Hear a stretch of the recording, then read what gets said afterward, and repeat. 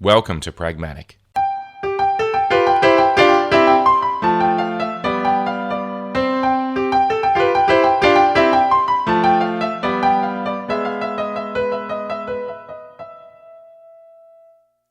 Pragmatic is a show about technology and contemplating the finer details and their practical application. By exploring the real-world trade-offs, we dive into how great ideas can be transformed into products and services that impact our lives. Pragmatic is entirely supported by you, our listeners. If you'd like to support us and keep the show ad-free, you can by becoming a premium supporter. Premium support is available via Patreon and through the Apple Podcasts channel subscription.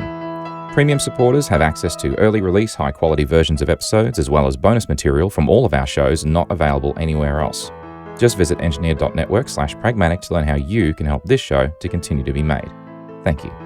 Before we begin this episode, by popular request, official Pragmatic t-shirts are available again for a limited time with different drinkware and stickers also, if you're interested. Visit engineer.network/store for details.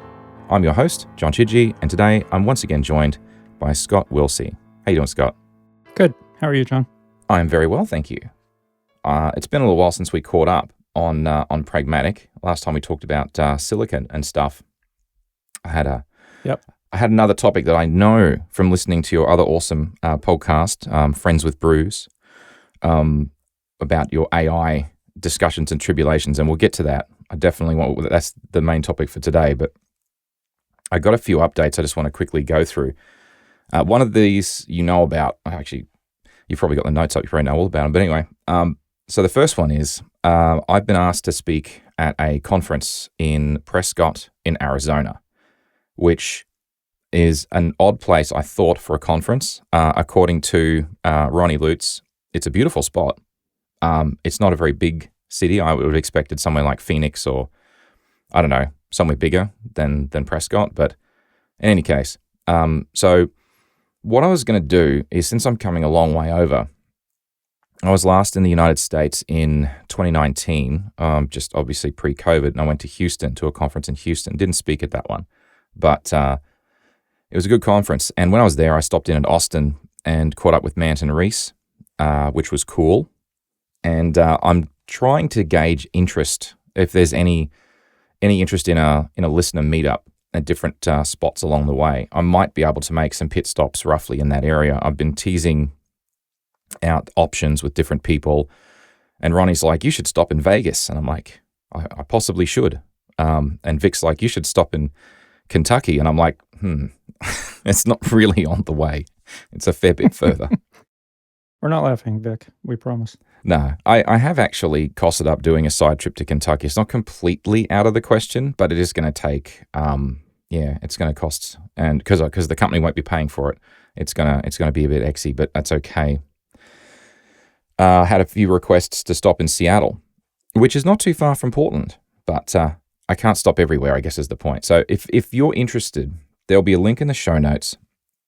I did a post on Patreon simply because Patreon, and this is a public post, anyone can access it, and you can vote and say, yeah, this sounds like a good spot, or no, suggest your own, whatever, if you are interested in a meetup. And if there's enough interest, no promises, but just let me know and we'll see what we can do, because I've done, I mean, the whole catch up with Manton wasn't technically a meetup, but it was fun. So, because there were a couple of people there that listened to the show, which is kind of cool.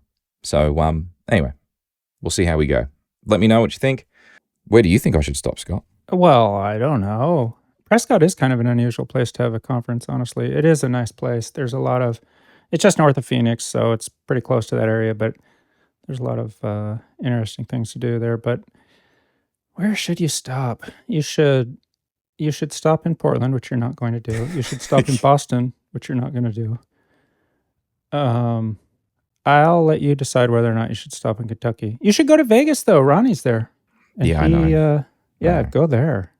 Yeah, so even if I don't make a pit stop directly in Vegas, I'll probably meet Ronnie halfway, at the border or some kind of thing like that. I don't know, undercover style. I don't know, whatever. Yeah, it'd be cool. I was just thinking of some kind of illegal deal happening at the border. Some kind of deal that's on the border, yeah, across state lines. I don't know. Anyway, cool. All right, well, it's in September, so it'll be late September when this is happening, or mid to late. So I got a few months to get this sorted, and there'll be a few episodes between now and then. But yeah, please organizing my travel in the next few months. So let me know what you think. And as I say, link in the show notes. Now, as I said at the beginning of the show, I was going to give merchandise a break, but Cotton Bureau reached out to me. And by reached out to me, I mean sent a blanket mail merged email thing that said, hey, we're doing drinkware now. And I'm like, drinkware, you say? Okay, well, I'll have a look at this. And they're offering like make to order at least. So you can do like tumblers, cups, water bottles, and the other thing I then got I posted it and then I got feedback saying, are we going to do coffee mugs? And the thing is that Cotton Bureau don't do coffee mugs unless you have a storefront. And you don't get a storefront unless you're like a really big, super popular show. And as much as I'd like to think that I'm in the same, that Pragmatic and Causality are popular shows. I mean, they are, but they aren't. Compared to someone like, let's just take a random example like the Accidental Tech Podcast, they'll sell like 600, 700 shirts, right? I'm selling more like 25 to 50. And Cotton Bureau look at me and say, nah. So the coffee cups, I went back to Teespring, and I didn't realize that Teespring, now called Spring, also now do coffee mugs, and they also do stickers and stuff. So I'm like, fine. I had some requests, so you can also have, there's also some coffee mugs and stickers up as well.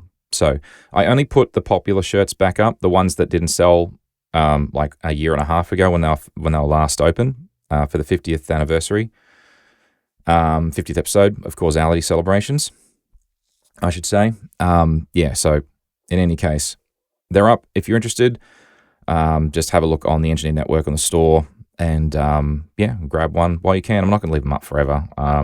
Maybe a few weeks, maybe a month or two. We'll see how I go. But in any case, if you're interested, there they are.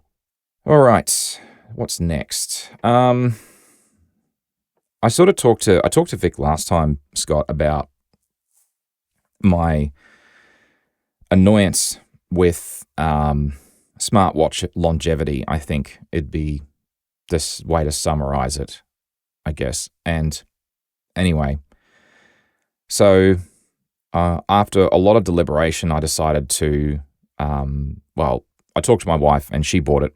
But anyway, so my wife bought me it's a Citizen Eco Drive stainless steel watch.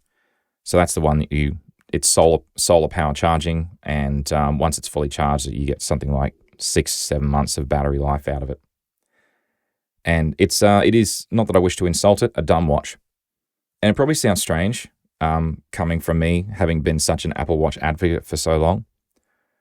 But I've just reached that point where the notifications were starting to really trigger me a bit. Like I was, I don't know how to put it. I was always a little bit anxious and on edge. And I found that since disconnecting just this little bit, I've actually felt like more relaxed in myself. Mm.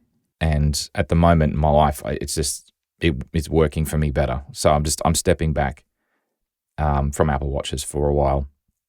And I like this watch. It's a nice watch. It's not ridiculously expensive, but it's also not necessarily, cheap and tacky. So it should last. It's just, and it will probably outlast the battery in an Apple Watch, to be honest, before it needs to be replaced. Oh, for sure. Yeah, I think without doubt. Are you still wearing an Apple Watch, or are you wearing an Apple Watch? I can't remember how big of. Yeah. I have an Apple Watch Ultra. Yeah, for me, it's indispensable for the fitness, and I like that aspect of it. I had notifications way dialed back, and it was perfect. And then I started helping a friend with his consulting business, doing like some server-related stuff and some client-related stuff. And when I did that, he uses Slack, which is fine, except that he's got all kinds of information feeds going into the Slack, and I can't turn the notifications off on the Slack, and I can't find a granular way to control which of those notifies me through Slack. So it's gotten a little more annoying since then because I get all kinds of notifications from Slack I don't care about and some that I do care about.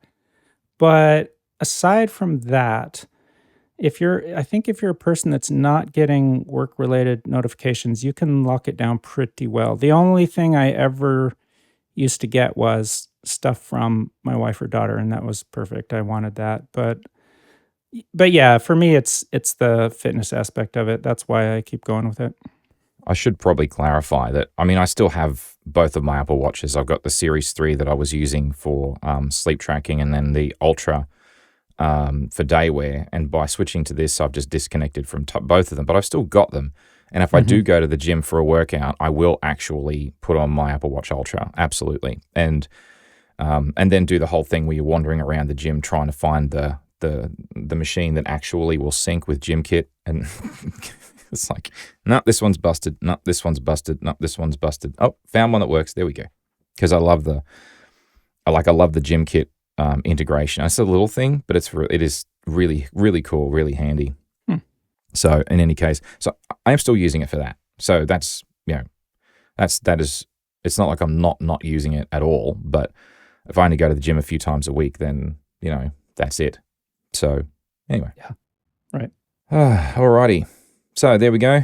Not too much else to say. And other than I look forward to this watch lasting me more than about 6 or 7 years. All right. There was an Apple event where they had iPads. Did you watch the event at all? I did. I didn't care at Thoughts? all, but I did watch it. That pretty well summarizes how I felt about it. I only late last year, I bought an iPad Air 5th gen. That's got the M1 chip in it and USB-C. Apple Pencil 2, not the second Apple Pencil, but not the latest Apple Pencil. So the tappy, not the squeezy. And I got the smart keyboard for it, which is not the one with the trackpad, just the one with the keyboard. And honestly, I use that for editing podcasts. It's my iPad because I handed back a work iPad that I'd been using on and off. So it's all mine, using it for editing podcasts and just browsing on the couch, and it's fine. I can't see why anyone would need... Hang on, let me rephrase that. I can't see why how many people would actually get benefit from an M4 chip in an iPad. I don't understand. It's like, because anyway, I'm sure they're out there. I just don't know who they are. In any case, good luck to you guys that buy a new iPad. That's great. And I'm not convinced squeezy pencil's any better than tappy pencil, to be honest, except maybe it'll be a little bit more error rejecting, because I will admit sometimes you move the pencil vigorously, it thinks you're tapping it. Yeah, the tapping was a great idea. When it worked, it was magic, but I always had the problem that other people have talked about, where sometimes when I really wanted it to work, it didn't. And then other times, all of a sudden, it would just think I was tapping it, and it just drove me insane. Yeah, I'd go to write something in GoodNotes, and I hadn't noticed that it had jumped over from scribbling to erasing. And I'm like, oh, hang on. Undo, double tap it back again. It's like, yeah. But anyway, that's all right. It's still, for the most part, good enough, well and truly good enough for what I need anyway. Anyway, I just mention it, moving on. iPad event, it was what it was. I'm more excited about WWDC coming up in a few weeks' time. Actually, is it next week? Hang on, I think. It is next week. Wow, time flies, because we're in June. My God. Yikes. All righty. So about a month ago, I had a situation where I sort of acted on a bunch of requests from different listeners and readers, actually. So I've maintained my own blog since, so Tech Distortion has been on various platforms, like between WordPress, and it was on Statamic for a while, and then I created a version for using GoHugo. And that's where it is now. Having said that, and that was all since I left Blogger in 2011, 2012, something like that.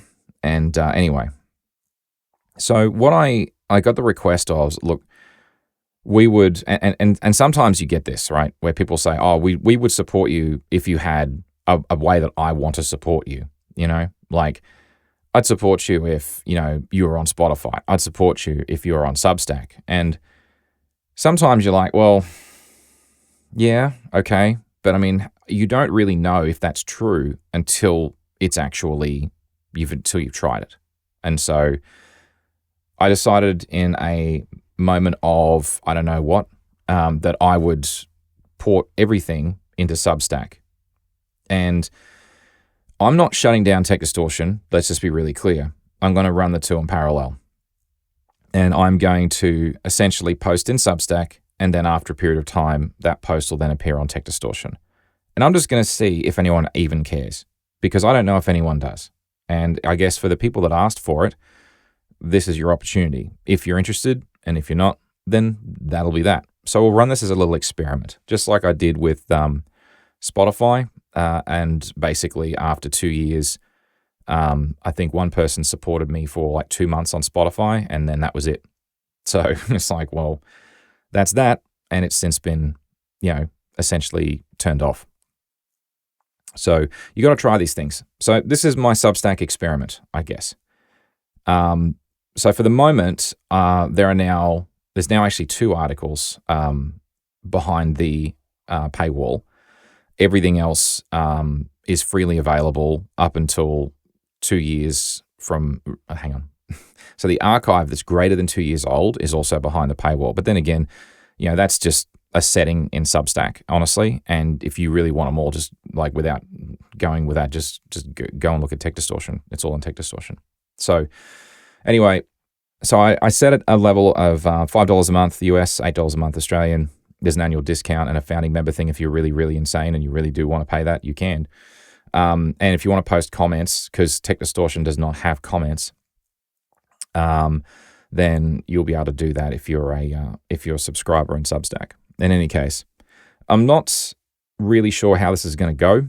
The first article that I published on there was, I guess we'll talk about it next, but in any case, there's also a feature in Substack I might have a bit of a play with, which is a podcast feature. And I was thinking about doing host-read episodes available for Tech Distortion articles behind that as part of the Substack podcast feature. I haven't played enough with it yet. I'm still teasing out if I want to do that or not. We'll see. But anyway, it's funny, after it went up, someone posted a comment about, it's like, oh, Substack's the platform for Nazis. And I'm like, isn't that what they're saying about Twitter? I don't know what that even means. So, okay. Do you have any thoughts or opinions on Substack? It's regarding their policies and their stance towards moderation. It's basically the stuff that they've decided to moderate versus not moderate, and they refused to. They're trying to be very hands-off in moderation, and that's fine. It only really works to a point in the real world. The problem is in the real world, you just have to moderate. That's all. And anyway, that's basically what it boils down to. It's their moderation policy with respect to who all gets a voice on their platform and what they're allowed to say. So that's what makes people angry. And I'm not saying one way or the other whether I understand exactly what their policy is or whether I agree with it or disagree with it, but I understand that is the heart of the issue. Well, I honestly don't know what to think. I feel like the funny thing is, when I actually went live with Spotify, with Causality on Spotify, as a paid premium thing for people to support the show if they wanted to, when I went live, I got something like 2 or 3 people come back to me with the hashtag delete Spotify. Like, how could you do this? And it's like, I fully expect I'm going to get the same thing with Substack. So how could you do this? What are you doing on Substack? Yeah, I honestly don't know. I figure that for as many people that want it, there are as many people that hate it and will judge you for doing it. And I'm like, oh my God. Sure. Honestly, my biggest issue with the platforms like this is, like, you're doing this in tandem with your existing site. You're keeping ownership of your own stuff. The thing that has always baffled me is, like, journalists and media companies that get on a platform, they use it solely and exclusively, or they build up their business based on it. And then when it goes south on them, they don't know what to do. And that to me is like, why would you let a platform be in control of you being able to make money? That's ridiculous. Websites are still a thing.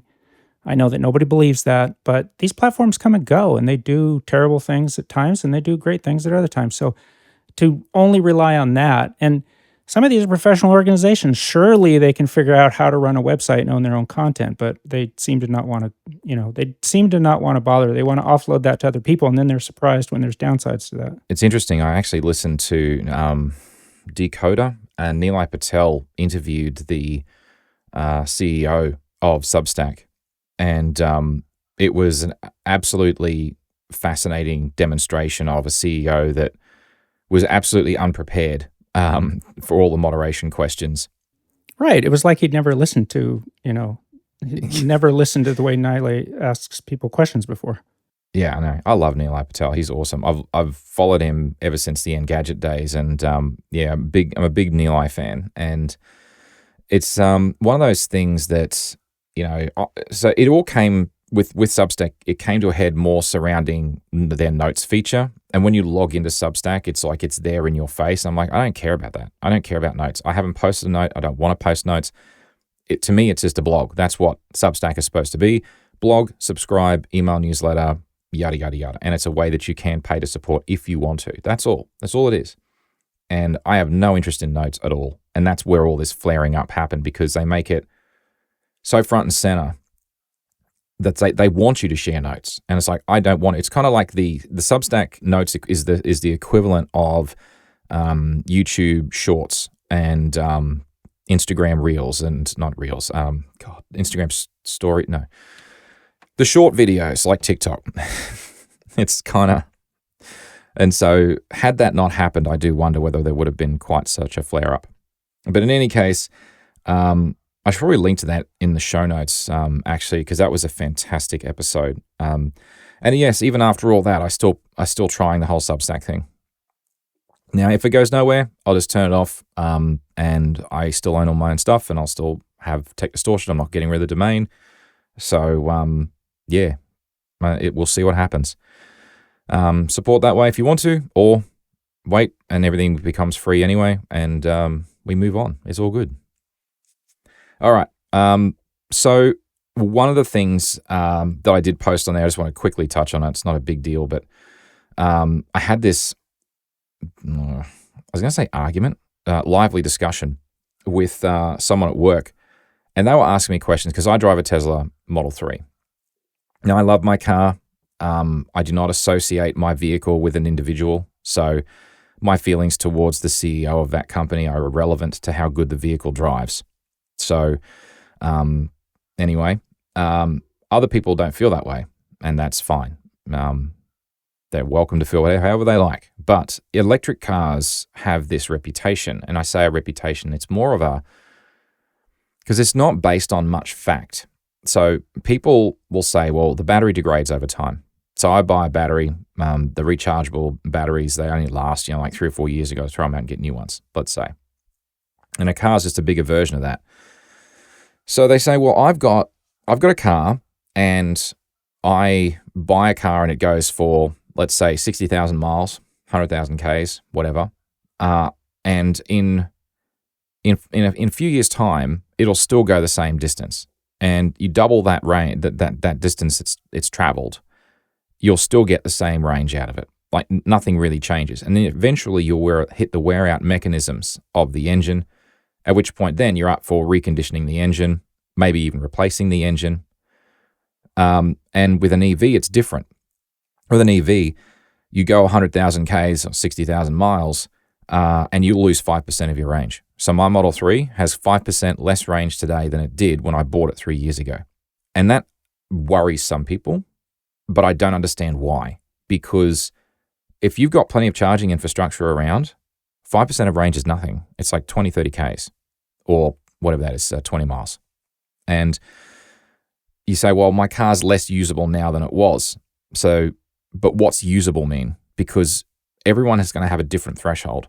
Like if I'm doing long distance backhaul travel, if I'm trying to cross, the continental United States or, go coast to coast in Australia, the range is probably critical. That's fine. But the vast majority of people aren't doing that. And even if you are doing that, if you have enough charges, it just means you got to stop and charge more regularly. And that's not the end of the world either. So it just, people are struggling with this. So I did I wrote a story doing the comparisons, and by my math, if I say my daily usable range is about 125 miles or 200 Ks, that means I can get into the office, get home again, a couple stops along the way, and I'll have enough range. I won't go flat.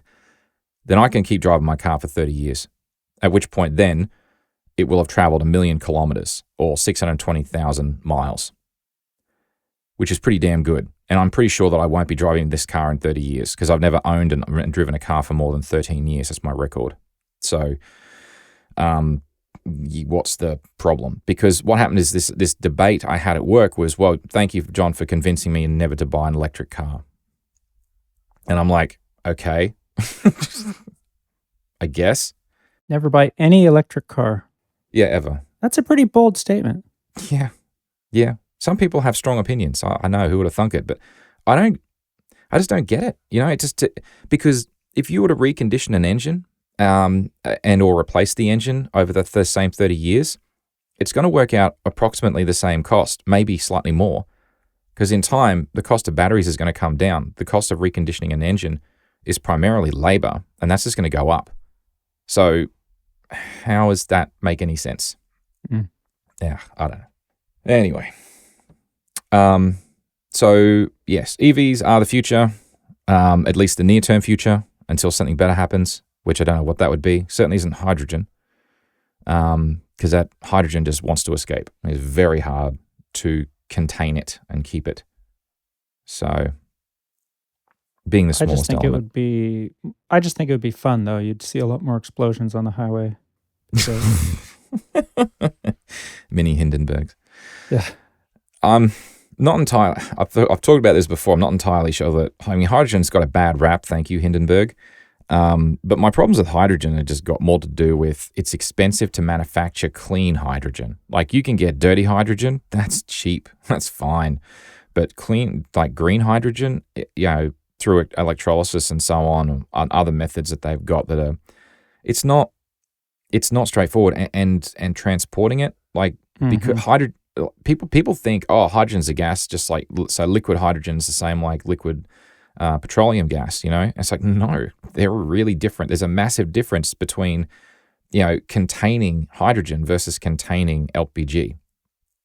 There's a massive difference. And complex hydrocarbons, much heavier, much easier to contain. Whereas something that is so light, lightest element on the periodic table, it will escape through any damn crack, defect, anything. And when I say crack, I don't mean crack. I mean like beyond microfissures, but things like all of the seals and everything. Like, you got to have multiple stages of seals and everything, and and the cryogenic containment vessels. It's so expensive. And anyway.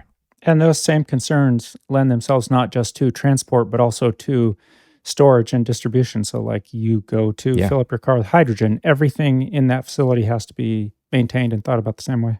Exactly right. Yeah, no, it's just, I can see it for heavy transport, but I can't, and for industry, like you make your hydrogen, you use a hydrogen to fire for your furnace or whatever. I can see that, but I can't see it for anything else. It's just too many variables and too expensive. But anyway, never mind. All right, a couple more things, and then we can get into the main topic. I spoke before about Spotify, and what I was talking about was there was a Spotify thing with Anchor where you put a feed in there and you could support through Spotify, and then you would get access to those episodes. So I ran a parallel feed for a while, now 2 years, for causality. And like I said, no one was really interested. Okay.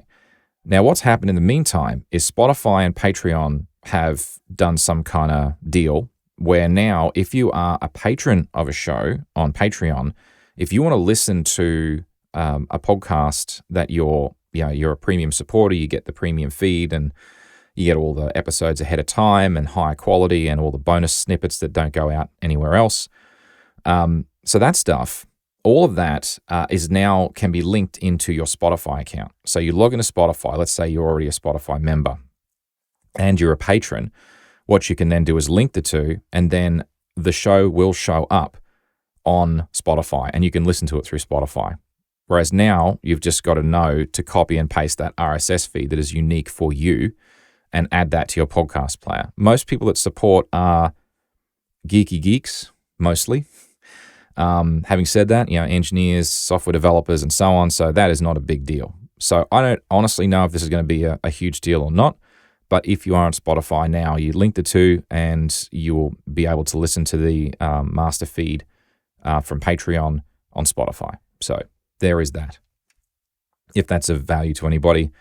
For me, it was a no-brainer because I basically I linked the two, enabled that in the background, and it just ported the links and the audio across into Spotify's system, and it maintains that synchronicity in the background. So it's like I had to do very little. But then again, maybe you're one of these hashtag delete Spotify people, so who knows? All right. Last point before we get stuck into the main topic. Fediverse.cu. My fateful Pleroma, feel free to sign up server that I launched a few years ago is now officially formally closed. I launched it and had some early reliability issues that, Scott, I think you were quite familiar with because in the early days you were using it. And by the time I'd figured out what was causing those problems, most people just found other instances and had joined other instances in the Fediverse. So it had 10 users at its peak, of which I was one, and then admin was the other. So it's not like it was super popular. And I thought at the time it would be a nice service to offer. But the problem is that it was another thing to maintain, to moderate. And moderating an instance is very different from just posting whatever you feel like. And you'd think I would have learned that lesson, but apparently not. Ultimately, though, I think what really didn't work out with Fediverse CU was simply the reliability issues early on. And unfortunately, I probably should have stood up the instance, worked out all the kinks, and then announced it rather than announcing it and then standing it up. So I probably got those the wrong way around, but irrespective, it is no more. So, but you found a new home on social.lol, I think. Isn't that right? Social.lol, yep. Gotta love it. With that .net. Yeah, exactly. With that name .cu, though, it was always going to say bye-bye. That's the perfect name for saying bye-bye. See you. Yeah, that's true, actually. I hadn't thought of it like that. Yeah, I like the CU domain because it's cheap, basically. But that is a good feature. Oh, yeah, cost is a feature. But honestly, it was... Anyway, so look, I apologize for anyone who was still keen to keep using it, but I did message all of the users on it and say, hey, are you going to be offended if this service goes away? And everyone said, feel free to kill it, we're all good. Or words to that effect. I don't think anyone phrased it quite like that, but was close enough. And migrating is easy and possible, so it's not bad. It's not a big deal, to be honest. Yeah. Cool. Well, so that's that. Another chapter closes. Alrighty.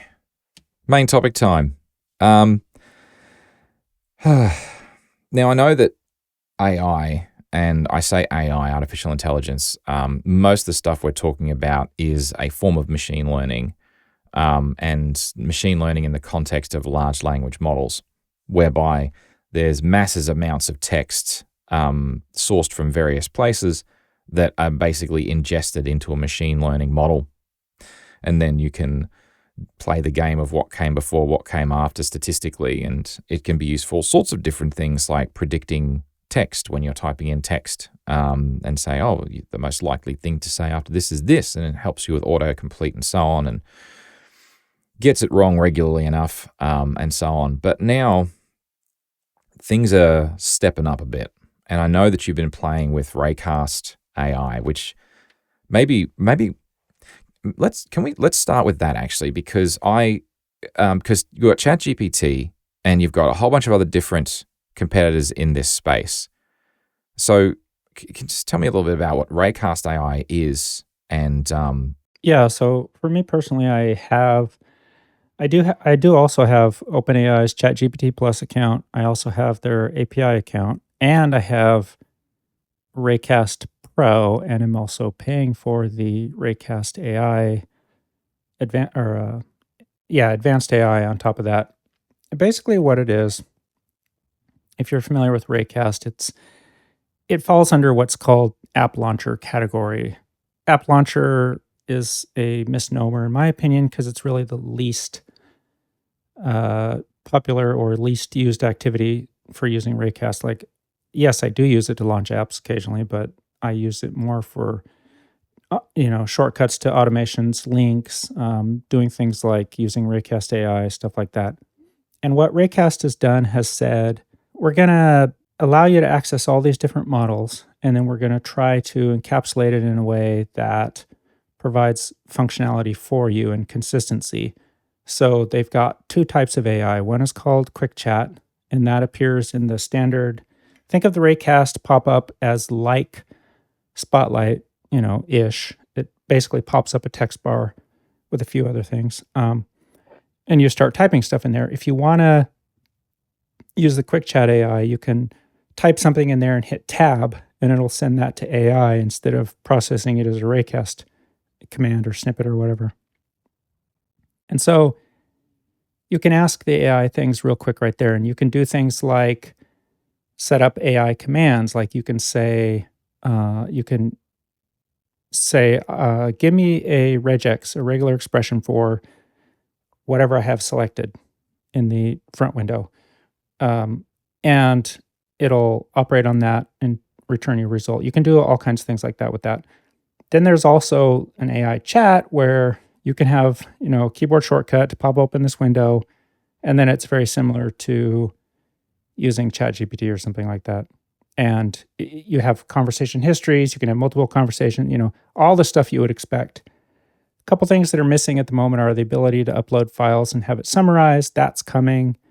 They do have image generation now, stuff like that. So basically what it is it's a way for them to charge you money, of course, to get access to different LLMs and use whichever LLM you want for a specific task. So you can assign, like in those AI commands I was talking about, like, spell check this for me. I have some that say spell check, but don't change anything. Don't grammar check.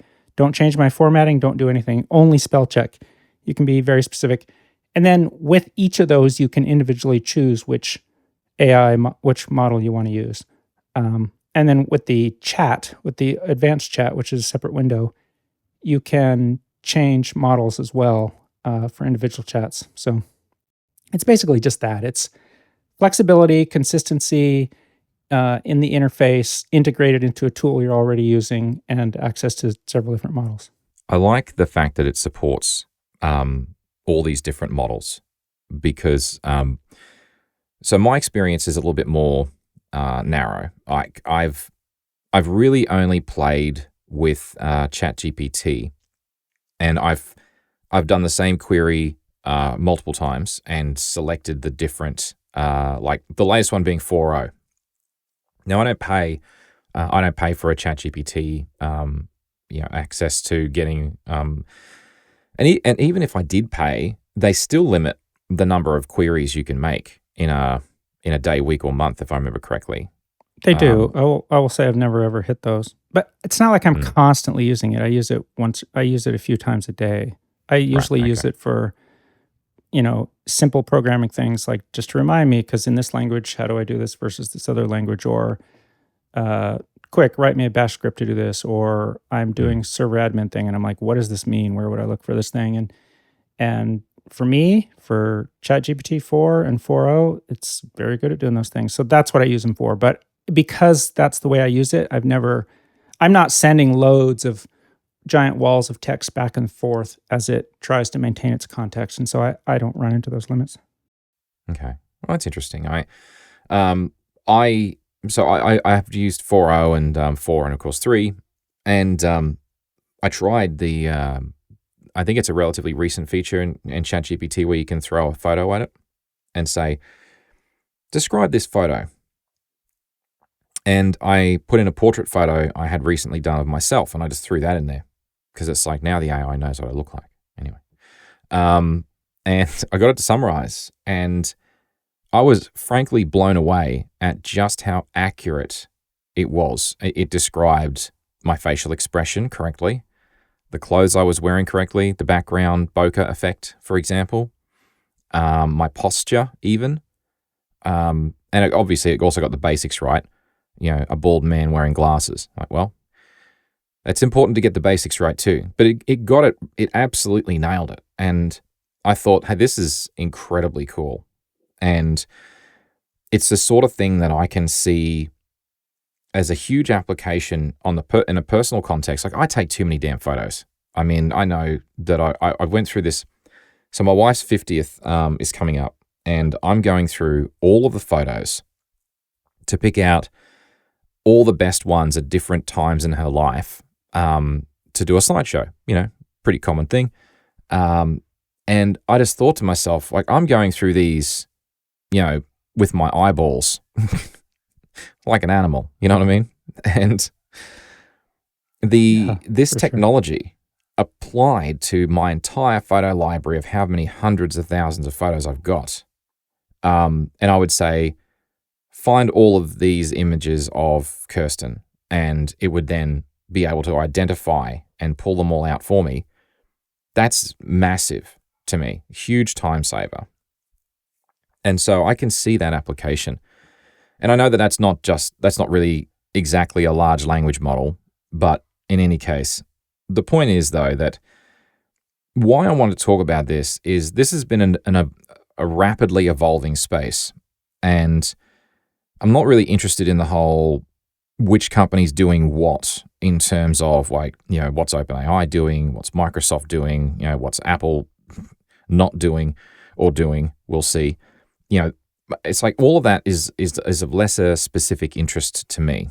I'm more interested in the technology itself and the way we are trying to practically apply it. And where are the boundaries here? Like, where are the edges? Because right now, there's no question this is a massive step forward, but there's a limit to what it's ever going to be able to do. And this is what worries me a bit. So I dumped probably a good half of my thoughts into an article that I posted on the Substack, and there'll be a link in the show notes and all that. But just to go over the detail of it here, really, what worries me is if you look at the way that we train AIs and compare and contrast that with how humans learn, like contextual learning. And what worries me is that, okay, what triggered this is Google's AI overviews. So let's just start with that. Have you had a play with the AI overviews at all?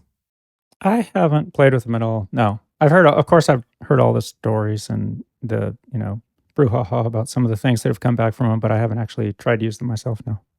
Okay, so the AI overviews, for example, there's been a lot of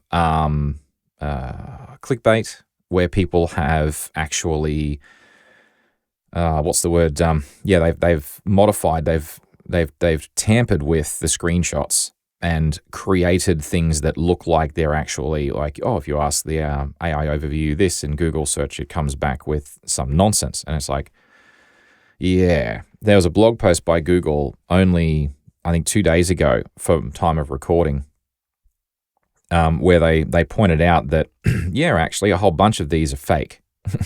Then again, a whole bunch of these are actually, it did actually say that, whoopsies, sort of thing. So I'll have a link to that in the show notes as well. But the intent for people that are listening that don't know what I'm talking about, for a long in the beginning, and I say in the beginning, at the original, like Yahoo and Excite, Lycos, and eventually, of course, you get like I loved Metacrawler, Alta Vista, all these different search engines that came and went. They got killed by Google, and Google search was all about page referral. So so if a page is linking to another page, that is a vote for that destination page in terms of its quality. So backlinks and so on and so forth, page ranking, and they had an algorithm for page rank, and you would type in a search term, and it would essentially spit back links and a few ads here and there. Anyway, not going into the detail of that evolved over the years. Now, I can't remember exactly, I don't know, Scott, if you remember exactly when, but Google started offering suggested responses to your query at the top above the search results and ads. It must have been about 4 or 5 years ago. I can't remember the timeline. Do you remember how long ago that was? I don't remember either, because that's probably about the amount of time that I've also been not using Google as much. You know what I mean? So Yeah. but it sounds about That's right. fair. Yeah. I think it was about 4 or 5 years ago. And I mean, I use Google under sufferance because I use it under sufferance. I've tried all the other ones, as I'm sure you have, like Bing, DuckDuckGo, and a few of the others. But honestly, a lot of default searches are Google, and you just end up doing it, not because you just couldn't be bothered changing it. But in any case, the quality of the Google search results, let's not go there. Point is, 4 or 5 years ago, they started to publish a little summary at the top. So it almost performs the function like the I feel lucky button, whereby you type in a search and say, I don't know, tell me about John Chidgey, and go, I feel lucky. And so it'll just take you straight to the top search result that came back.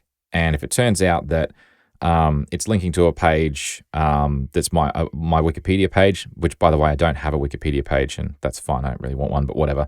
The point is that would just take you straight there.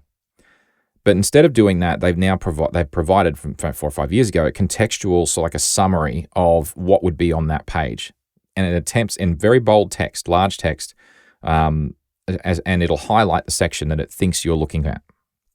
Now, all of that was based on this existing search engine technology. And some people, and I've had mixed results with this. Like I'd look at that and I'm like, yeah, but that's not exactly what I'm asking for, So I will go down and I'll check each of the links, and I'll go to some of the websites and different tabs and filter through and make up my own mind. It's like, this is the one that's most helpful to me. So AI Overviews takes that to the next level, and it says, well, I'm going to tell you in that area at the very top, the AI Overview of, this is the answer to your question. I'm not going to give you a suggestion, like you can still go down the page way further down and look at links, but I'm going to tell you authoritatively at the very top, this is the thing you're looking for. And they're rolling it out in the United States. Now, it is rolled out in the United States progressively for users, and other parts of the world they say will be following. And it's all based on their own, I think it's the Gemini AI that they've been developing, I believe. Yeah, I think so. I think they changed its name once or twice. They tend to do that. I lose track. Yeah, I lose track. So anyway, generative AI, Google search. So basically, I started thinking about what they're trying to do. My first issue is Google has built up, I was about to say, and I'm remembering, Scott, I was going to say Google's built up a certain amount of trust. Have they? I don't know. I think for normal people they have. I think they definitely used to have a lot of trust, and I think for a lot of people they probably still do. Yeah, this is the problem, is that so for people like us, like we see the holes. We see the issues with Google. We see the way that they do business, and the whole dropping of the whole don't be evil thing, because let's be honest, for the last 10 to 15 years, that really hasn't been true. So I'm glad they just admitted it, that kind of thing. It's like we see the problems, and we don't trust everything that Google tells us in search results. We just don't. So, but we are the skeptical few. There are a lot of people that will just type stuff into Google and just go with the first response as being the truth, and I'll just go with that. And what worries me is that people are going to stop doing that next step of research. They're just going to take that for granted. Because if the results are convincingly good for 90% of the questions that you ask it will build a cycle of trust and potentially mistrust at some point, because that final, whatever the percentage is where it gets it wrong, and people will just have gotten out of that habit of actually looking for fact. And that actually got me back to, what's the difference between fact and truth? Because I sort of, when I wrote the article, it's like fact versus truth AI edition, right? It's kind of, because to me, a fact is something that you can prove, whereas truth is something that the majority of people believe to be true, but does not necessarily provable. So with the Venn diagram, you'll have facts that people don't believe, but are still facts. And then you'll have facts that the majority of people do believe to be true, And then on the other side of it, when the non-overlap region on the right, you'll have things that people believe that are actually not provable. And that is a truth, not a fact. And why on earth I'm obsessed by this is because I look at the information that you feed a large language model, an ML model, and the quality of that information going in is crucial for it to give a sensible result. Because if you've got garbage in, you get garbage out. See, the same old adage will always apply. And so what worries me is play the long game. Where does this end? And all of the information that's available on the internet, it's like someone has to be the adjudicator of this is fact and this is not necessarily fact. Because otherwise, all your LLM is going to do when you ask it questions, it can't tell the objective difference. And this is what worries me. Yeah, I think the difference between a human and a large language model is that humans are also subject to the garbage in, garbage out principle, but over time, people also have the capacity to keep evaluating things, and people do eventually change their opinions about things. Whereas large language models see everything as equivalent, and whatever sources of data they're being given, to them, that is information that's fact. That's information ripe to be passed on to other people as fact. And so it is troubling. And also, like they're paying Reddit to use Reddit as a source of information. I mean, has anyone who's ever used Reddit thought that would be a wonderful idea, is to train AIs on Reddit? I don't think so. Stuff like that. So there's many problematic things about using the internet as a training resource. It's obvious why they would want to, because they need so much data and they want to be able to take it. And, but it's super problematic because the internet is full of garbage. So you're basically feeding garbage into a machine that doesn't have the capacity for evaluating the relative merits of different information. Exactly. And this is what worries me. So it's like if we take the context of this technology is no different to some random old person in the street. You ask a question, they may give you the right answer, but they also may not. What worries me is the way it's being presented now in Google as a response. It's like there's too much trust in Google and Google search and result suggestions. And what I worry is that people are going to take its advice as being reality. The funny thing is, if I were to look through the list of links that Google gives me today, when I say, I don't know, how to tighten a bolt or a nut or whatever, there's going to be probably half the results that are just garbage. Their SEO, BS, it's like you can't trust most of the responses. Like some of them you can, some of them you can't, but there's so much SEO optimization going on that's just spamming keywords and different various other, backlinking to other SEO sites in order to build page rank and all that other stuff. It's a constant cat and mouse game. And the suggestion that the AI overviews are going to do a better job, I just don't see how that actually manifests. I don't see how that can be true. But if people trust it, then suddenly these results are going to become more impactful in the real world. So I figure that the only real way of doing this is to provide some kind of data quality score of some kind, like some metadata around all data. And this is the funny part, it's like, okay, I got thinking about Encyclopedia Britannica, and a lot of this machine learning, large language model stuff. I have an urge to actually buy a complete hard copy of the Encyclopedia Britannica. I hear this is a thing that happens when people get older. I don't know. They want to buy sets of encyclopedias. Have you ever come across this? Do you have such desires, or is it just me? I think I might. Well, I don't really have that desire, but I think it would be interesting for nostalgic purposes, because we used to have those at a school that I went to when I was a kid. So I'm familiar with them. I like them. I enjoy them. It would be cool to have those again. Yeah. Yeah. I think you're right. There is a nostalgia to it, and maybe that's just me and showing my age. Because I remember my father bought. We didn't have Encyclopedia Britannica. We had World Book Encyclopedia, I think it was, and I remember that he bought them on an installment plan. We weren't that well off. He was a school teacher, but he got the entire set, and they were fantastic. Great reference resource, Anyway, why I bring it up is. Encyclopedia Britannica is probably the oldest institution, I guess that's the right word, maybe, that's been trying to get to fact and document fact on such a broad range of topics. It's probably been around the longest. And I'm not counting religions, because theirs is a search for truth, not necessarily fact. And so you could argue that there are, obviously, biblical texts that go back a lot further than Encyclopedia Britannica, which is only a few hundred years. But the whole point of Britannica was to document the world around us and get to fact and document fact. And the links that they go to in order to get truly trusted sources of information is insane.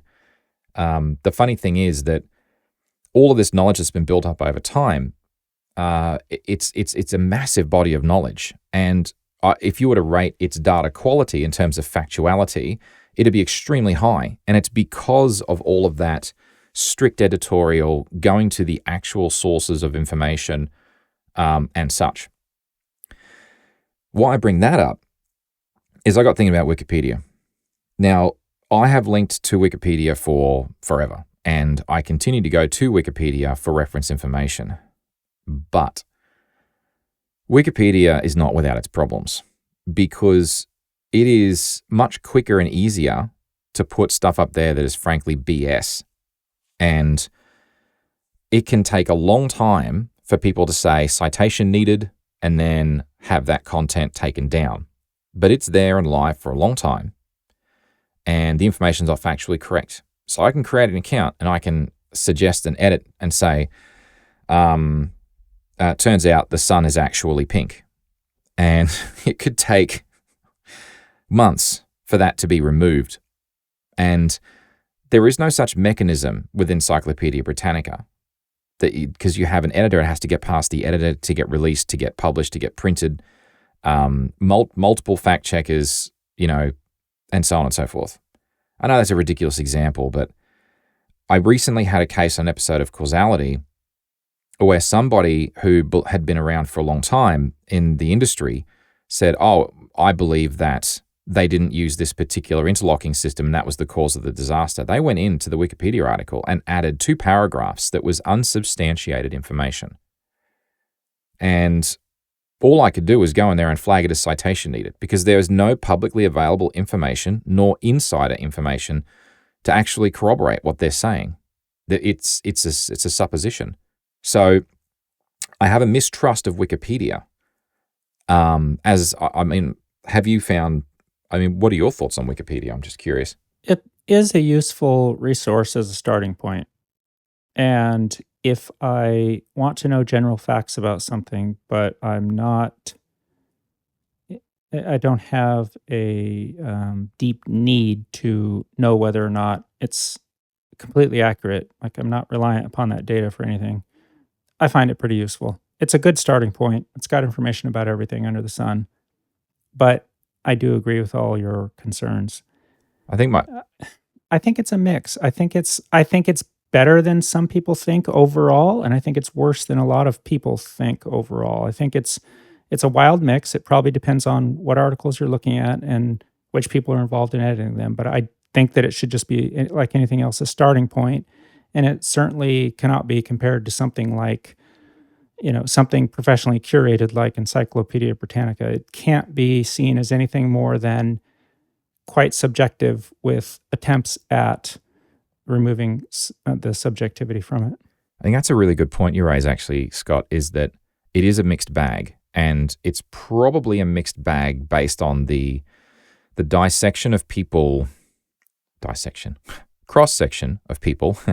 that are maintaining different areas of Wikipedia. Some people in there are very technically inclined that know what they're talking about, subject matter experts. Other people are just hobbyists that don't really know what they're doing from a technical point of view. And so someone like me who saw this, supposition that was added to the Cal I'd see Wikipedia entry, you have a look at that, and I'm like, well, but that's not what happened, And the reports say that that's not what happened. So you can flag that, but then will someone else then look at that and be the adjudicator of who was right and who was wrong?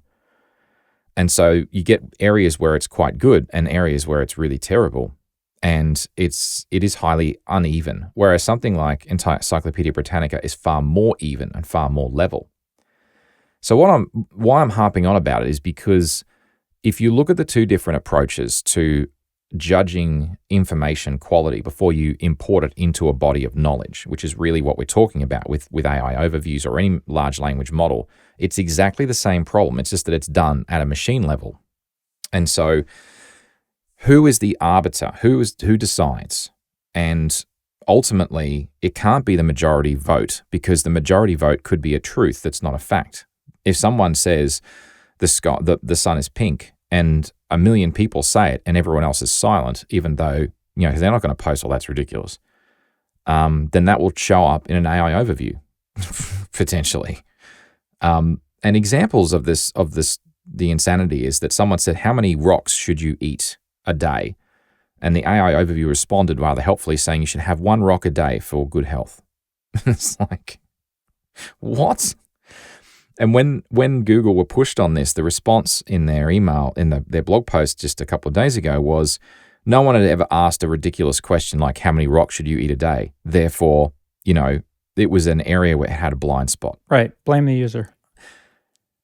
Blame those rock-eating users, John. Damn, I know, right? For the Zelda fans out there, I'll have you know that Gorons love eating rocks. But never mind that. The point is that it's like, how many more gaps are there? It's kind of funny, when people say, oh, that's just a blind spot. It's a gap. There are an infinite number of gaps. And you don't know about them because you don't ask the question, so how can you know about them? This is the thing. At what point in the future will something become a gap that was not a gap today? Like someone like eating rocks, might have some kind of new meaning in 10 years' time. Like all the teenagers eating rocks might mean, I don't know, having pancakes and breakfast. Hey, did you how are the rocks this morning, man? And they'll be like, yeah, they were great rocks. I mean, you don't know. The usage of the language evolves and changes with time. So what is not a gap today will become a gap tomorrow. It's a fascinating problem. And I honestly don't want to sound like a Luddite or I'm getting real old, but I don't see how you solve this, because no matter what you do, if you were to have some kind of a data quality score, even if you could calculate one, how can you enforce that it's attached to content? Because ultimately, that's the only way you're going to know. If you have a page of text written by the Encyclopedia Britannica and a page of text written by Johnny Rando, who lives out the back of Uluru, and it looks like exactly the same words, more or less, subtle differences between them, who's going to flag the metadata from each in an authoritative way and say, yep, this is absolutely genuinely 99% reliable as fact? And there's no mechanism for that. That exists. And if you could create a mechanism for that technologically and say, you can't publish text without a metadata component, well, how do you enforce someone to provide an honest answer to that? So if I'm a spammer and I want to do SEO optimization, I can set the metadata to whatever I want. The honest system's never going to work. So I don't know. Maybe, I don't know. What do you think? Yeah, I don't know how that problem would be solved either. I think what'll happen will be either we'll find a better way of training these things, and then it's still up to people whether or not they believe their new little buddy, and to take it like they do a peer at work, where sometimes the peer will tell you things that don't make sense and aren't true, and sometimes the peer will know what they're talking about, and sometimes some people are better than others. But I don't see how you set up a system where you guarantee that you create AI that are always, that are more or less truthful, that are more or less accurate, that are more or less knowledgeable, and are feeding on good data without a significant amount of work that I don't believe is going to be done. And that's one of my biggest issues with AI is I don't believe that humanity, specifically the parts of humanity that are concerned with creating these things, I don't believe that the work will be put in to address these problems. And I don't believe that, even if it is possible, let's say, to make it better, I don't, it's never going to be perfect, but let's say we could get it to a place where it's good enough, we can live with it and it provides way more benefits than harm based on how good it is. I don't trust the people and companies and the state of our society right now to be able to understand it well enough and or to put in the work to make it happen, even if they do understand it. Yeah, I'm with you on that. I don't think they will either. And I think that the objectives of some of these companies, some of them are VC backed, some of them are, even if they're not, they're where cost is your driver, then it will always tend to drive certain outcomes. And I think that the quality line is something that they would push to a point, but then no further, because they'd see no incremental benefit, because it's unattainable to get 100%. Even the Encyclopedia Britannica has errors in it. So they would accept some kind of a threshold, an error rate threshold. And they say, well, this is good enough, people to trust it. They keep using our system because they trust it, and then we get ad revenue or whatever else from it. So, it pays for itself now at this point, and this is the pain threshold of incorrect information people are willing to live with. So I don't think that they're motivated to do it either. So I agree with you. I think fundamentally, I don't want people to get the impression that I'm down on the technology, it's never going to work, blah, blah, blah. No, that's not true. What I'm pointing out is that this technology has limits, and they are quite concerning if you don't appreciate those limits and you take it on face value, then you are setting yourself up for inevitable failure, is my point. And I'm not entirely convinced that large language models used in this context, which is the whole ask me anything and it'll give you an answer that's probably right. I don't think that's actually necessarily, in the broadest context, going to work out. I think there are certain contexts, and I think you've had some more experience with this, and I'd actually like to hear a bit more of your thoughts on this one, is what are examples that you've personally used where it's given you probably the best results? I'm just curious what you've found in your experiences with these applications. Well, I'm not sure what the cause is. I'm not sure of the reason for the change, but in time, like when I was using GPT 3.5, for example, I would get a lot of partially correct programming answers, for example. And then about the time I switched to using the GPT-4 models, it was getting better. And now for my use case, and again, I'm not using it all the time per day, but I will use it to help me remember how something is done in a specific language. Like, I need a regular, I'm going to replace this with that other thing, and it's going to be in this function. Here's what I'm looking for. Here's what the output's going to look like. Just show me how to do it in this language versus this other one, because I don't remember the details. And for things like that, for things like converting formats, for things like creating regular expressions, for things like server admin tests, like where do I look for this log? What does this mean? How does this piece of software supposedly interact with these others? It's been really good for me for getting me started and generally not providing me with wrong answers. There was something the other day, server admin related, I can't remember what it was, where it gave me a wrong piece of information, but it's pretty rare. And also, so for me, it's no different than looking stuff up on the internet and having to weed through the people in Stack Overflow that kind of know what they're talking about and the ones that do know what they're talking about. What I don't like to use it for, though, honestly, is something that like Peter uses it for all the time, is summarizing things,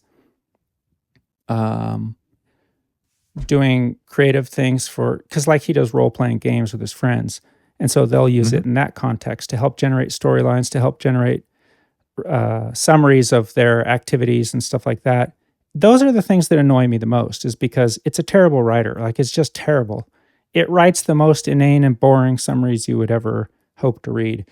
And it cracks me up at how bad these large language models are at actual language. Like if you're playing a word game, give it a word and say, "Hey, I've got 6 letters. Here they are. Give me the word. Give me all the words that you can make with this." And it is always wrong. It's putting in letters that aren't there. It's putting in the wrong number of characters. I mean, basic fundamental. It can't even count the letters that you gave it, nor remember that you said there's 2 S's and a T, and then it'll just throw some of that out. It's ridiculous. To me, the least impressive aspects of it are the actual language aspects, which is hilarious. But I find it useful for technical things, for getting me started and quickly pointing me in a direction. And I use it for things that I'm getting paid to do, and it's honestly paid for itself in that regard. Is it perfect? No. Do I still have to do tons of my research of my own on things? Sure. But it gets me started. It's a tool. So that's how I use it, and that's how I find it useful. Yeah, definitely. I have to admit, I'm personally still struggling to find a reliable use case for it. For things like ChatGPT, where I'm asking it questions, I still prefer to do search, in air quotes, the old-fashioned way. But yeah, I have also heard my oldest son, who's studying computer science. He said that it's really, really helpful with I think we sort of discussed Python, because Python's any old scripting language for any old task you might like, kind of a generic toolkit these days, which is good. I mean, I like Python, fine.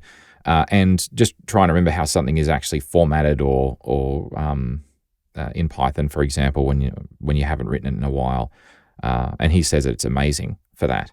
So that's a use case I could probably see next time I want to do a Python script, but I haven't had to touch those in a while. But I guess all of this stuff is to say it does have good use cases, and it has got some data sources. And it's probably no surprise that the programming ones are actually quite good, because it's being developed by programmers.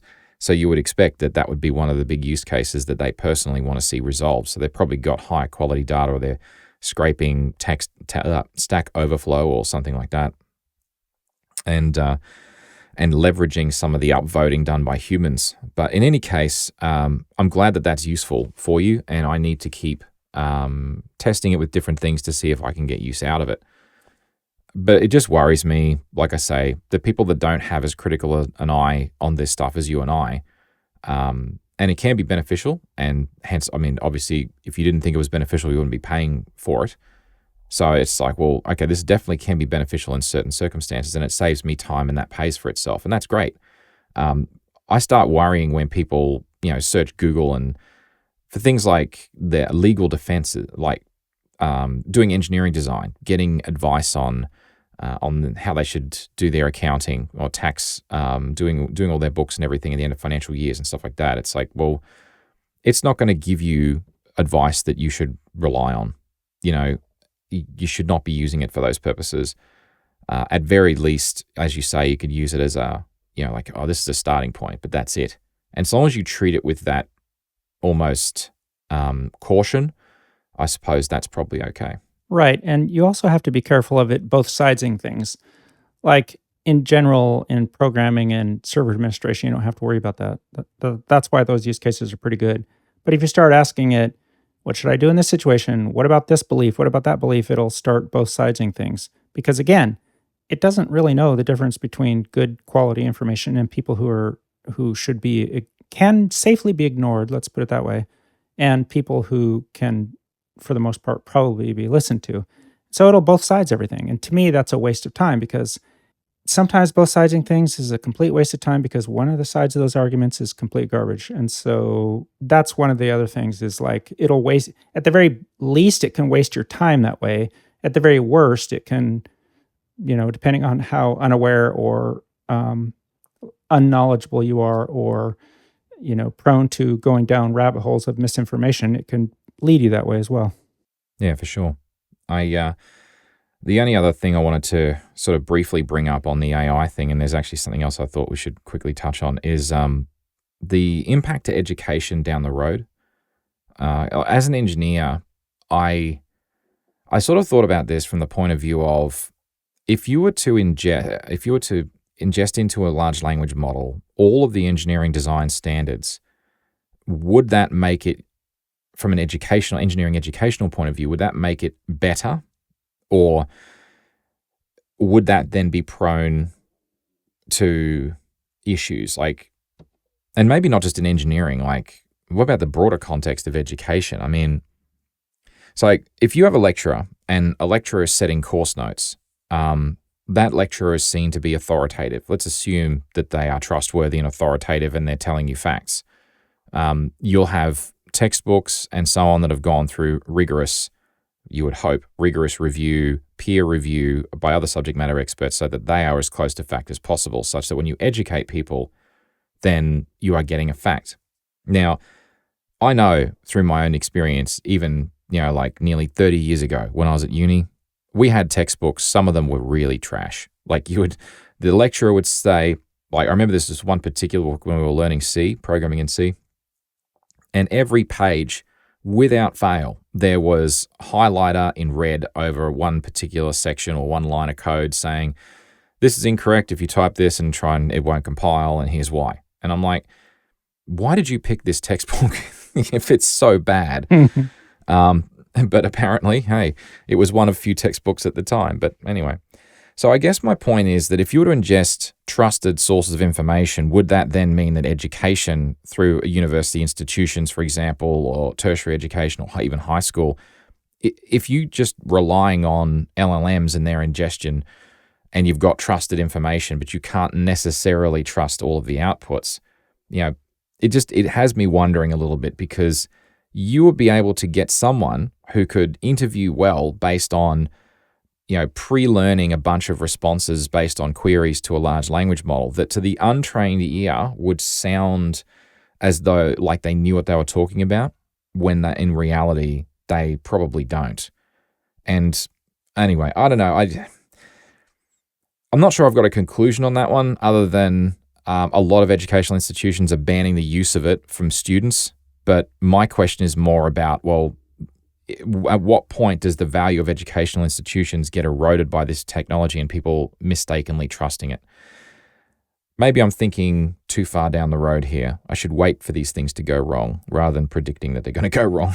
Well, doing causality too long. But this is the starting point, right? And the fact that Google wants to, instead of giving you the actual sources of information, just summarize them for you.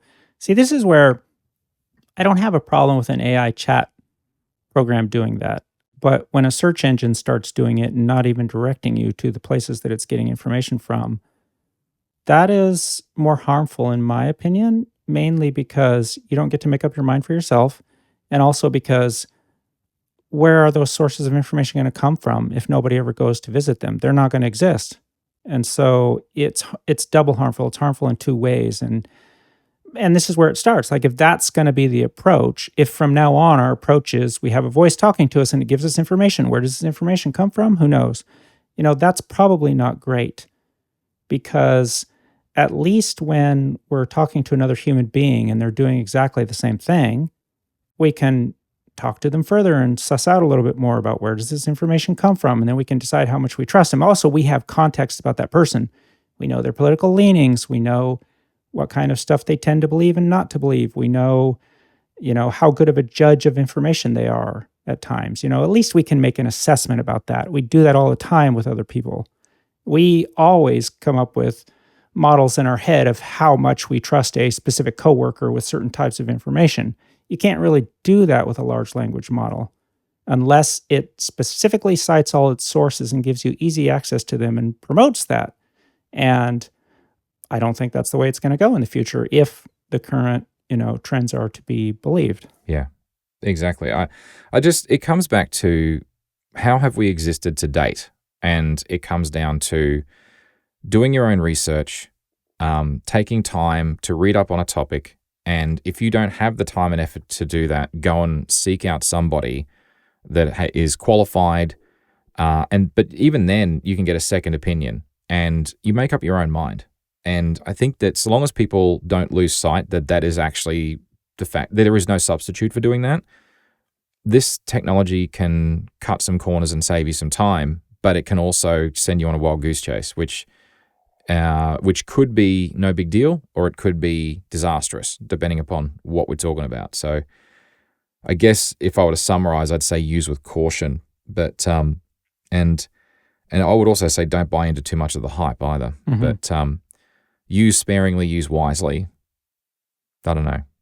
Something like that anyway. I think honestly its best uses are, aside from the fact that it annoys me when it does it, I think some of the best uses are things like what Peter is doing, in addition to the stuff I do, which I personally find to be useful.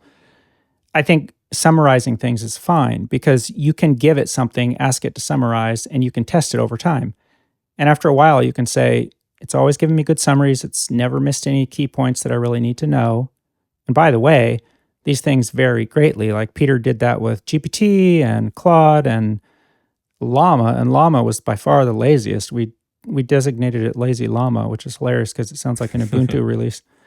But, you can test that and you know what the information is because you gave it to it. And so you could test it and say, do I rely on this thing for summarizing my stuff for me or not? And then you can just give it stuff and let it summarize it. And that's a good use case. And it could be a time-saving one. So there are things for which they're useful, but I think that the whole approach of how we're training them, what we're entrusting them to do, like these should really be the front ends for good resources of trusted information, right? They should be looking at, instead of them coming up with the information, they should be looking at very specific and trusted sets of data and then interacting with us regarding those sets of data. That's what I think they should probably be more tuned to do rather than just be free-floating generalists that collect everything they see and then, regurgitate it to us. Yeah. No, that's a good way of summarizing it, I think. One of the other things, are you across this whole Scarlett Johansson OpenAI thing? Because I know it, it's technically not, and this is the thing, it's technically not large language model specifically, but it's OpenAI and what they did, or what they did or didn't do. So yeah, I mean, just quickly, what because I know most of it, but probably not all of it. Well, basically, what they wanted to do was they wanted to have a voice for this product that interacts with people and can talk back and forth, this AI voice chat. And Sam Altman, being Sam Altman, decided that it would be really cool to have Scarlett Johansson talking to him. And so he asked her. However, he asked her apparently before the product was introduced, but after it had already been worked on. Anyway, it was at a point where it was going to be introduced. He asked her if they could use her voice. She said no. I believe he asked her a second time, but they had already either introduced or were about to introduce the product by then. They used a different voice actress who, I think it was Wired that I read it in, was quoted, but not directly, as, quoted through OpenAI or an intermediary area saying she was upset about it because she doesn't think she sounds like Scarlett Johansson and nobody that knows her does either. However, the voices have been analyzed and it does sound a lot like her. And I believe it was intentional. I believe that they wanted that sound and they were going to, I'm positive in their minds that if it's not really her and it just so happens to sound like her, it's fair game. That's not necessarily legally sound judgment. That people have lost cases on things like that. And the fact that Sam Altman I had already asked her, had tweeted out the word her, which is the movie she was in, playing the AI. I think it's pretty damning evidence, and I think it's just kind of sleazy. At best, it's jerky. It's possibly illegal, like they could lose in a court of law regarding this case because it's pretty obvious what happened. And I just find it to be emblematic of the type of attitudes that these guys have where they believe that all of the world's information is theirs and they should be allowed whatever they want to do because it's cool. I think Silicon Valley has a real problem right now with pursuing things that they thought were cool in their childhoods or in the case of some of these guys, in their current adulthoods because they still are children. But they need to focus less on that and focus more on what the world actually needs. And this is my problem with Silicon Valley in general right now, is they're solving all the wrong problems. And we've got a lot of actual problems that could pose existential risks to the human race. Maybe we should focus on those. I just don't trust a lot of the people involved in these efforts. I think that, AI and general AI, AGI and all this could be great, but not the way we're doing it. It's like we always take everything good and somehow manage to mess it up. And Silicon Valley is incentivized to do so right now, I believe. I feel like a very wonderful and cool resource potentially is kind of starting off on the wrong foot right from the start. And it's because the people doing it think that they're on a mission and they really don't care how it gets accomplished. Yeah. But I do believe that Scarlett Johansson has a valid complaint here, I guess is what I should say. Well, so I became aware of this. I've been a bit disconnected from the socials. I sometimes get on there. I sometimes have weeks at a time where I haven't checked my Fediverse feed and so on. But I came across this when I was listening to Core Intuition, actually. Manton Rees posted his commentary on it and his personal belief of whether OpenAI did or whether they didn't steal her voice without her permission. He got flamed badly. A whole bunch of people canceled their micro.blog membership out of disgust and so on. And really? Really. Huh. And so, I was listening to Core Intuition and he was walking through it with what happened with Daniel Jalkut. And it was, you can tell that Manton was quite upset because Manton's a very chill kind of guy, and he not much rattles him, and he was rattled. And he's also not going out looking to offend people or cause a huge stir. He just, he's not that way. He's not that kind of personality at all. No, he totally isn't. And so I kind of felt for him because I've been on the backlash of different things like that. Perhaps not quite to that extent, but certainly I've had people come back to me and say, "Oh, you support Bitcoin?" I was like, "Oh my God." Anyway, bottom line is that's how I found out about it. And I listened to the voice because someone had posted on YouTube, this is the voice that OpenAI did, whatever it was. I forget the name of it. The voice itself, Sky. I think maybe it was Sky. It was reading Scarlett Johansson's letter, but in the voice of Sky. And I mean, I'm not a voice analyst, but my God, it sounded so much like Scarlett Johansson. It's not funny. I've watched that many movies with her in it, like the Marvel movies, the inflections and everything. It was all very, So if it was faked, it was convincing. If it's not her, someone that sounds like her, then she needs to get a job as a voice double, if there is such a thing, as a job, because it's super impressive. But to me, the bigger issue is to me, this has nothing to do with generative AI. This has got everything to do with the usage of other people's voices and likeness. Mm-hmm.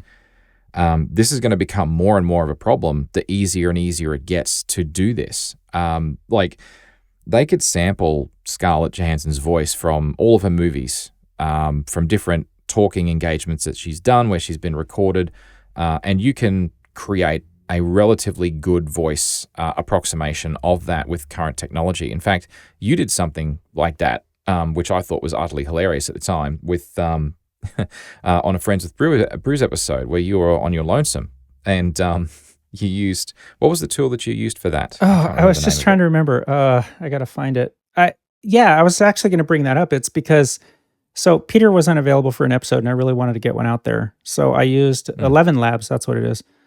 And yes, what you can do is upload recordings. So I uploaded a ton of recordings of Peter, and I played with it until I got a Peter that I liked pretty well. And I can listen and tell that it's not Peter because at the end of the sentences, he definitely had a slightly different intonation in the AI generated voice than the real Peter Nicolaitis. But there was a lot about that voice that sounded like Peter.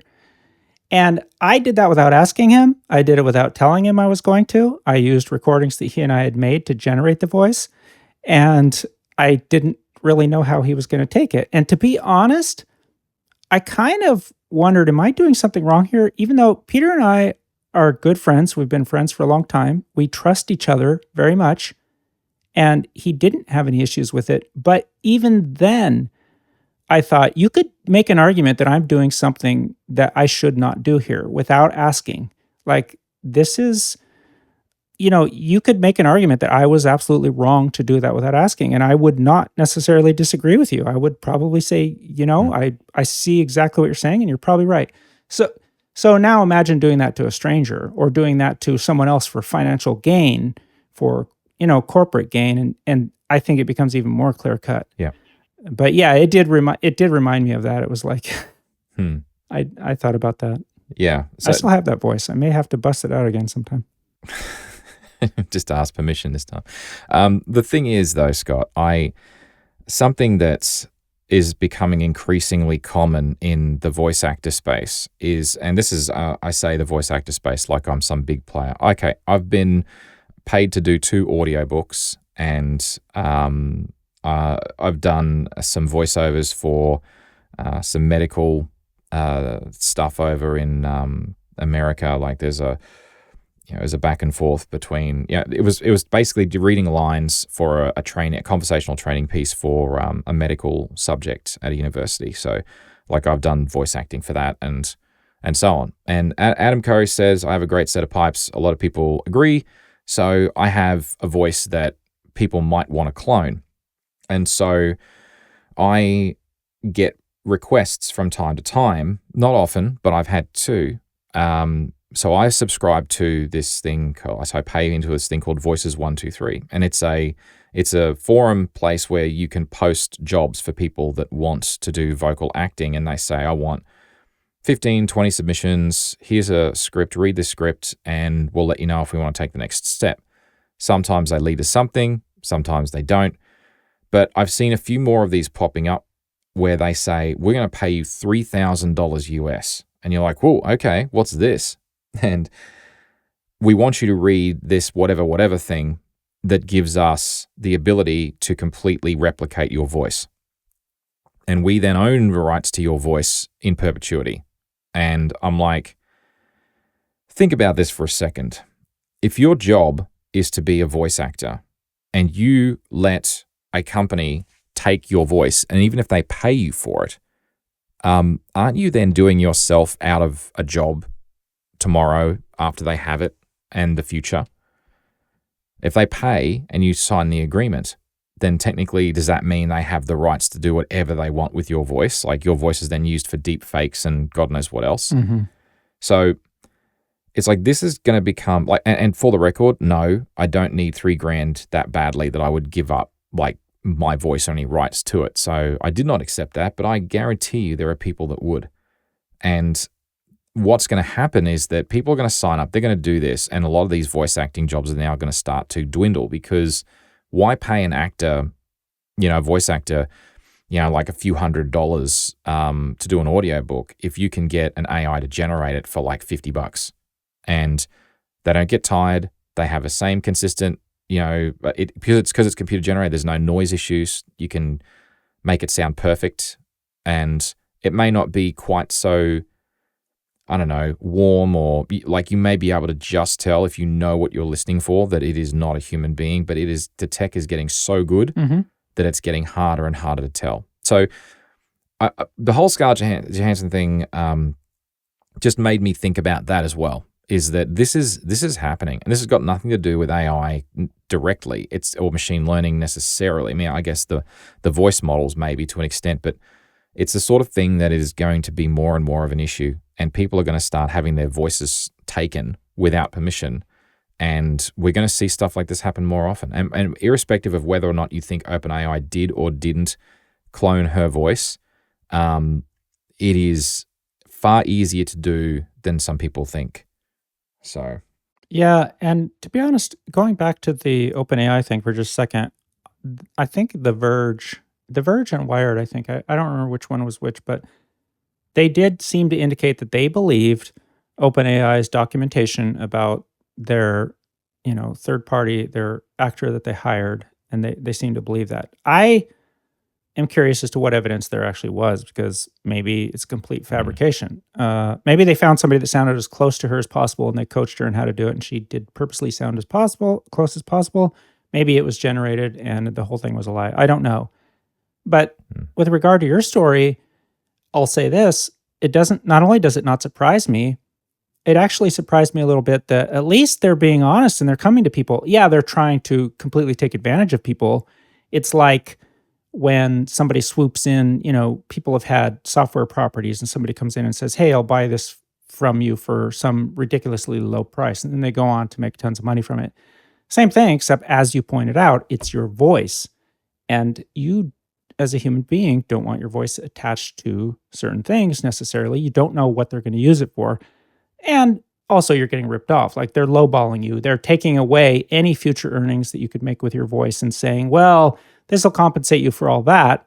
When if you're an active voice actor, no, it doesn't even begin to. It doesn't even begin to. So there are concerns with it. I would say I'm actually kind of impressed that they're telling you what they're going to do and they're paying you a ridiculously low sum amount of money for it. Because I think in the future, there will be a lot of instances where it's just taken and not asked for, just kind of like the OpenAI thing, but probably less well-known, less visible. And so therefore, I think a lot of people will get away with it.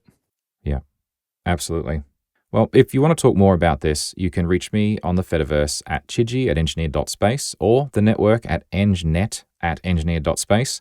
If you're enjoying Pragmatic and you'd like to support us and keep the show ad-free, you can by becoming a premium supporter. Just visit engineered.network/pragmatic to learn how you can help this show to continue to be made. Thank you. Now, don't forget, by popular request, official Pragmatic t-shirts are available once again for a limited time, with different drinkware and stickers. Also, if you're interested, visit engineered.network/store for more details. A big thank you to all of our supporters. A special thank you to our silver producers, Mitch Bielger, Shane O'Neill, Leslie, Jared Roman, Katarina Will, Chad During, and Ian Gallagher. And an extra special thank you to all of our gold producers, Stephen Bridle, Kellen Fredelius Fujimoto, and our gold producer known only as R. Pragmatic is a Podcasting 2.0 enhanced show, and with the right podcast player, you'll have episode locations, enhanced chapters, and real-time subtitles on selected episodes. And you can also stream sats and boost with a message if you like. There's details on how, along with a Boostergram leaderboard for this and all the shows on our website. If you'd like to get in touch with Scott, what's the best way for them to get in touch with you, mate? Well, there's Mastodon, Scott Willsey at social.lol. Awesome. And also the fantastic Friends with Brews podcast. Yes. For me, it's a must listen. I always listen to it. It goes to the top of my list every time it drops. I switch off anything else I'm listening to and listen to that. It's always good fun. All right. Well, a special thank you again to our supporters. A big thank you to everyone for listening. And as always, Scott, it's a pleasure having you back on again. It's been a while. We should do this more. Yeah, I appreciate it, John. It's a lot of fun.